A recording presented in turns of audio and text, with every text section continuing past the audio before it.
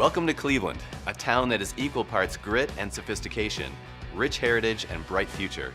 And of course, when you think Cleveland, you think rock and roll, which is why I'm so excited to be here at the Rock and Roll Hall of Fame. You know, there's only one Rock and Roll Hall of Fame, and whether you're a fan of Elvis Presley or Bruno Mars, there's something here for everyone. For the first-time visitor, what would you recommend? Oh man, there's so many priceless artifacts, from John Lennon's acoustic guitar to Michael Jackson's sequin glove. But more than that, we're telling the stories of how these artists impacted our culture and really changed the world.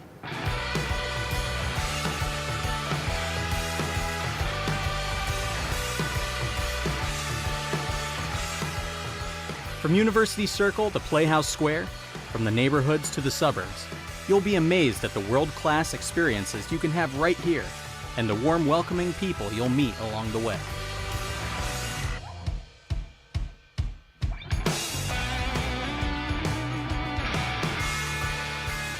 You want art, music, culture? Our city's got it all. Not to mention our fabulous food scene. As a matter of fact, I'm getting kind of hungry. Let's go grab a bite.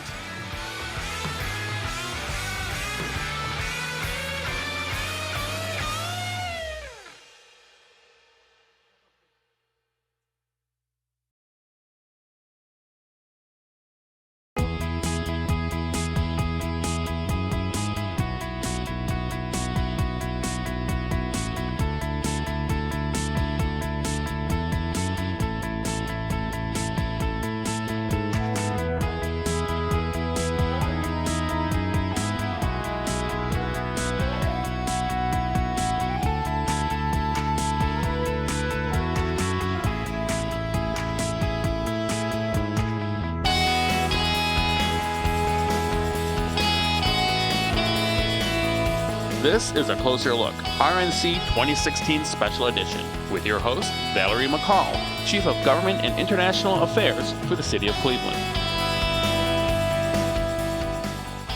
Good morning, and welcome to a special edition of Government Affairs, A Closer Look. This is an on-location interview with none other than Jeff Larson, who is the President and CEO of the Committee on Arrangements.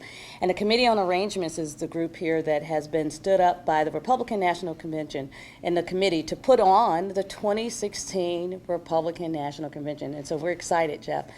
Thank you for taking time and allowing us to do this interview this morning. Absolutely. Thank you for coming. It's, we like showing off our offices and talking about the convention because we're excited about it. Well, awesome. So Jeff's going to take us through a walkthrough of the offices so we can see sort of behind the scenes where all the work is getting done. And this will be the first of several interviews we'll be doing. And so we're looking forward to it. So where are we now? This is our lobby, and we moved into this building probably last May.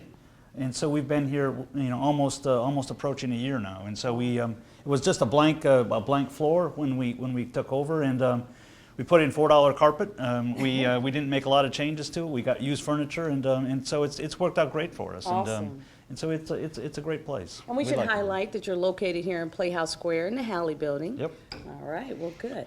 And how many staff people do you have here? We have about 70 right now, and we'll add another 30 or 40, but then we'll have 300 or 400 volunteers that will come in for the last 2 or 3 weeks of the convention. And, that would be great. So it's we've got people, a lot of people from Ohio, a lot of people from Cleveland, but we've got a lot of people that came from out of town, and they're excited. They love Cleveland. It's grown on them, and they enjoy being downtown and in the hustle and bustle of it all. Now that the weather's turning nice, it's even better. So. This is our weather all the time, I assure you. Okay, but maybe a couple high-level points before we start walking through and get started here. Tell us a little bit about the convention, and how many people we anticipate, why is this so good, and what makes Cleveland so special, which I know the answer to already. Yeah, well, the reason Cleveland is special, I think, at least my opinion, is that it's the people. I mean, the people here are so eager to have a convention. They're so excited about it, and they're proud of their city. The people here are proud of their city, and they really want to show it off. And so for the convention, you'll have 50 to 60,000 people. We have a lot of interest in the convention this time that you might have noticed. And so there's a lot of interest. In the past we've had about 15,000 members of the media. We just had a media walkthrough last week. We had 600 media people here that came to Cleveland, looked at the Quicken Loans Arena, looked at the Huntington Bank Convention Center, did a tour of Cleveland. But That's about double what we've had in the past. Wow. And so people really are excited and ginned up about this convention, and so we think it's going to be great. But we'll have, like I said, 15,000 members of media, 50 or 60,000 people that will come to Cleveland and to do the party's business. I mean, the convention is not just a big party, but it is the Republican Party's. Every 4 years we get together and we set the rules for the next 4 years. We create a party platform and we nominate our candidate for President of the United States. And so there's a lot of work to be done. I think the delegates and alternates and guests are excited about coming, and it's going to be a lot of fun. All right. Well, we're excited about having it here as well. We know a lot of people, our viewing public, want to know, ooh, there's so much going on. Do I come downtown? Do I do all this stuff? The answer is yes. Yes. We have history in the making here. And actually, it really is a good thing to point out. This is history in the making. Last time we hosted this convention was in 1936, correct? Right. And that made history. So I think we're on to something here in Cleveland. Absolutely. I mean, this is a great civics lesson for kids in kind of how our government works, the process we go through. But this has been a part of the Republican process, for well over 160 years. We come together, we nominate a candidate for President of the United States, and basically we're using the same rules that we've used, 160 years ago in many respects. And so, the process is one that both parties have embraced and go through this process that ends in Cleveland, Ohio. Mm-hmm. And so I think it's going to be a great excitement for people as we continue this process for the next 90 days that we have. Well, we're excited. So let's start our tour. All After right. you, sir. Terrific. Great. All right. I'm following you.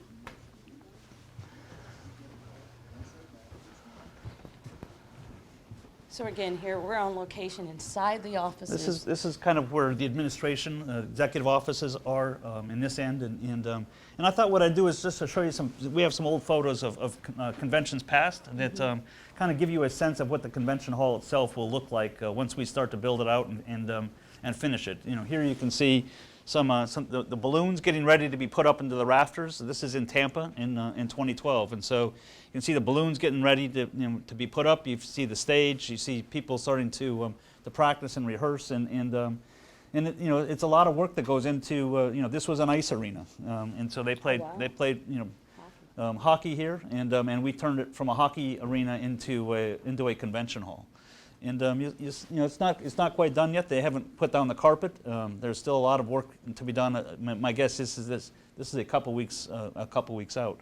But as you can see, I'll just point out a couple of big things here. This is the center camera platform right here, and so that is a multi-level platform that the media uses to shoot. Kind of where they're doing things. These are kind of the network booths up here. You can see CNN. And others, and so these will be the delegates. The delegates are all on the floor, and so these are the delegates that will be seated in those seats, doing the party's business. And one of the most important parts of this, of course, is the stage, right, where the business takes place. And there's a lot that goes into making a stage look like this, correct? Right. You want to make, we try to be very unique about the stage because it says something about the convention, about our nominee, about the people that are going to be speaking there. And so here we had a lot of different screens. These were all LED screens that could pop up with different messages, different images, and it was a very unique stage. And I think that what you've seen over the course of years is, and we'll take a look at this, but the stages have gotten much more smaller, much more intimate, and what you want that feeling of intimacy and just talking to people, not a big gargantuan stage that we've had in the past. Awesome. Okay, so this was Tampa. This is St. Paul. Again, here you can see all the delegates seated or standing. A lot of them are in this, but you can see the stand. This is where the different states are. So this is Pennsylvania delegation, the Colorado delegation. I think I found Ohio. There's Ohio. There's Bob Bennett. There's our Bob very Bennett. own Bob Bennett. We have Bob Bennett. We named our conference room after Republican stars from Ohio, and Bob Bennett has his own conference room, which we'll see in a little bit. And for people, the viewing public may remember Bob Bennett was a great Clevelander. He was a long-serving chair of the Ohio GOP. He had been with us since day one, Mayor Jackson and myself and the community, ever since we bid on the 2008 convention, and he was just really a leader, a stalwart, and we really, really miss him. He served most recently on our Civil Service Commission, and he was always there. He was with us through the entire site selection process, and so it's fitting to see Mr. Bennett right here. Absolutely. Bob's a great guy and a good friend, and we all miss him a lot. So. And then here's a picture of Oh yeah, another one. if we can look at just at St. Paul. Here's a picture of St. Paul, the St. Paul Convention getting ready. Again, you can see the chairs, you can see that the stage is different than what we saw in Tampa, and you can see that the camera platforms here, but really the side camera platforms that you have here that again media uses to set up, and so it was a great convention. It was it's kind of I was the CEO for the host committee in the 2008 convention in St. Paul. And again, of course, I have to point out Ohio is front and center. Ohio's front and center. Front and center, as we say, all politics go through Ohio. So we want to point out that even in 2008, Ohio was front and center. Exactly. And before we walk further, though, we're standing outside of Mr. Steve King's office. You want to say anything about Mr. Steve King? is our chairman. The Committee on Arrangements is really, it's a committee of 58 members of the Republican National Committee. The Republican National Committee is made up of 168 members. It's 3 from every state and 6 territories. And so it's made up of 168 members, and from there, each state is represented by 1 member, and Ohio is represented by all 3 of their members. Awesome. For the Committee on Arrangements. Steve is the chairman of the Committee on Arrangements. He was appointed by our chairman, Reince Priebus, and Reince appointed him, and then they hired me as the CEO for the convention. Awesome. But Steve is the committee man from Wisconsin. Good.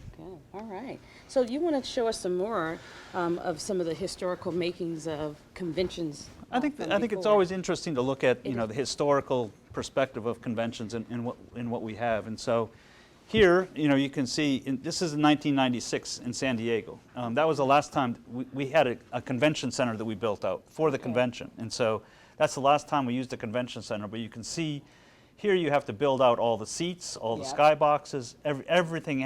All you have is a big empty room. Think about the convention center you have here, and building that out and converting an empty room into a convention hall. So for our purposes, the difference between what you do now is at least there's a platform with seats and some things already there. Here, back in 1996 and before, you had to build out everything. Not just this one in particular. We chose San Diego, and this was the best place in San Diego to have the convention. And so to really create it. Generally, but that's the last time we've gone to a convention center. In the past, we've also done big domes, and we'll show an example of one of those. Awesome. But I think that what I wanted to show here is this is New York. It was 2004. It was the re-election of President Bush, and so there wasn't any drama about who was going to get nominated. But still, the party has to do its business, and so there was a lot of business that took place. You can see that Madison Square Garden was unique in a couple of ways. One is that the backstage area for workspace wasn't enough, and so they raised the floor here 10 feet, underneath there, and we'll show a picture of it. But this is the entertainment stage, and that stage rose up and down, and so they raised the floor up 10 feet from the floor, and then they created the workspace underneath that, and then built the convention on top of that, and. So this was, the stage for the first 3 nights, and New York is also unique in that overnight we changed out the stage for the 4th night. So when the president gave his renominated speech, it was on a brand new stage. It's on a brand new stage, which we have over here. And so we transformed that and really kept it quiet from the media. We wanted the shock and awe feel of it. The element of surprise the next day. And so it's a beautiful stage, and they did a spectacular job of converting it and changing it out overnight. And so the delegates came and the guests came, and they were shocked. They were just surprised. So what's the significance? Tell me, is this where the president stood when he spoke? That's where the president spoke from during his speech. Awesome. And I would be wrong if I didn't do this one more time, point out that Ohio, again, that's what I want to know. If President Bush stood here to give his speech, Ohio was right here front and center. Yes. the economic impact that comes from the construction that goes in and how you're really hiring people locally from the community to help work on these projects, generally all union projects for the most part. But there's a lot of orchestration that goes into this from an engineering and architecture perspective. You want to talk about that a little? Absolutely. I mean, I think that it is one of the things that surprised me, when I took this job, was the amount of time it takes to plan something like this, and all the logistics that goes into it, and all the parts that have to move together, because you can't have one piece that works and one part that doesn't, because then none of it works. And so, but there, this convention takes a lot more energy and thoughtfulness than any other convention you'll have, because you've got a transportation system you got to plan around. You've got the hotels that you've got to work with. You've got a security team that deals with a lot of different things. And so, and we use a lot more resources than a normal Cavaliers game might use. And so, our lighting is that much more. I mean, we'll put we'll put far more lights in it, because what we're doing is lighting the floor and the delegate areas, not just the stage. And so it's a lot of work. It's a lot of work. And then you have the delegates, and I think it's important. We spend a few minutes. I always tell people, having been a delegate on the other side and still am one on the other side, that when you have these kind of conventions, there are VIPs and then there are VIPs. Your delegates are really very, very important. They come here. Some of them run to be a delegate. Some of them have to, be appointed. Some of them are on a committee. But for a lot of people, I mean, you really have America as part of your delegates coming. You have people who are retired, people who work hard, for some people, this is their vacation every 4 years to come to these conventions. Can you just spend a little bit on the delegates? It's a process, and you're hearing about it more and more in the news. About the process that we have. But in the process, again, it's been around for a long time in terms of delegates getting elected in different ways. Every state has their own process of how they elect their delegates to come to the convention. Some are directly elected on the ballot. Some are elected as voters go to the polls and select different candidates, and those candidates then choose who the delegates are. So there's a variety of different ways that people become delegates to the convention, but all of them take their job very seriously. And I think that it's an expense for them. It costs them money to come here. It's 5 days, in Cleveland, Ohio, and so they put a lot of thought into it. And again, they come here not just to nominate our candidate, but to rewrite the platform. Same principles, but just their own touch on the platform for the next 4 years, and the rules and all the other party business that we have. That takes place over a 4-day period, and so this time it may be a little bit more exciting. It's to be determined, but right now I think that there's a lot of interest in it and a lot of news about it. There's a lot of interest in this particular convention, and I think it's important to point out, I mean, that's how we are in Cleveland, Ohio. We generally like to, come in as the underdog and then wow. And I think we're getting an extra wow factor this year than we anticipated, but we're excited. It's going to be good for Cleveland. It's going to be great, I tell you. We're all excited about it. So then you see, this is what I was talking about in terms of the large, big stage that we used to have. This is the 1992 convention, and so you can see kind of, Battlestar Galactica, here that, the picture's not great, but you can just kind of get a sense of the size of the stage that we had back then. Wow. And this is, this is in the Astrodome, so we had a lot more space, a lot more ability for people to come, and that was, I think, the last time we had it in a big auditorium like that. So. All right. So as I said, Bob Bennett's been a longtime friend of the Republican Party forever, and we all do miss him. And as I said, we named our conference rooms after notable Ohio Republicans, and Bob Bennett was the first on our list. And so Bob has his own conference room, and it's the Bennett Conference Room. It's the Bennett Conference Room. Well. And then we have one for we also named one for Senator and Governor Voinovich. Awesome, that has. So this is kind of where our delegate teams are headquartered. We're our hotels and our venues and kind of all the people who are working day and night on those kinds of things. Well, this is the Voinovich Conference Room, and so it's our biggest conference room clearly, and it's where we have a lot of our meetings and discussions and planning that goes into the convention. Good. This is level 3 of the Quicken Loans Arena, and the kind of the yellow highlights where the media is going to be, and kind of what different spots that the media is going to be utilizing. The blue spots are kind of where we'll have hospitality and some other things that some workspace and some of those kinds of things that we have. But you can see that we have stand-up locations here down on the floor, and this is built out a lot for for some of the media. And this is very important because as we saw, you took us through and shared with some of the behind the scenes and finished product of past conventions. This is at the beginning. Right. Nothing's been done yet. Right. Exactly. Well, this And this is another level of the arena that just has this is the skyboxes and where the different media networks will be, and again where we'll have hospitality areas for the Committee on Arrangements and others. So this is kind of what we start with, and then start to work from here. We have a lot of our interns will come and work, and it's a great experience for them. To come to Cleveland. Some of them are local. We've got a lot of kids from the local colleges here, which is good. We appreciate that. Yeah, absolutely. This is kind of a lot of our external affairs people that are volunteer coordinators, people who work in the international community, people who work with all the other different Republican groups that that we have, are mostly the people over here. Oh well, look at this. Look like you got a special person here too. We have a very important person that has an office over here, and try to make sure that we keep it clean and open for us. So. No, it's so this is we have some all staff meetings every once in a while, and we've had some great speakers come. Guests that have shown up. We've had Vice President Cheney came by the offices early last year.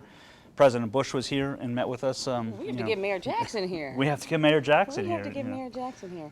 Well, I just want to say, Jeff, again, thank you for taking time this morning and allowing us to start what will be, again, a number of behind the scenes, but interviews as we prepare to get ready for the Republican National Convention here in Cleveland, Ohio. We are excited about it.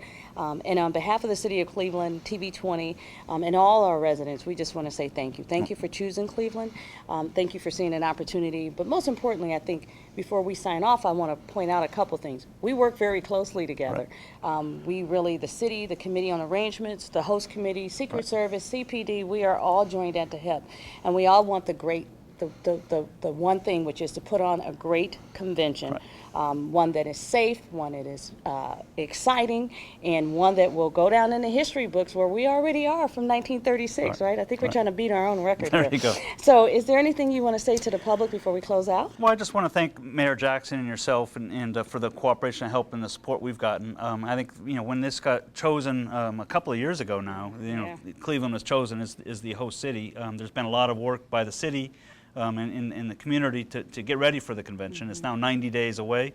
The host committee's been terrific, working with David Gilbert and Diane Downing and the team that they have.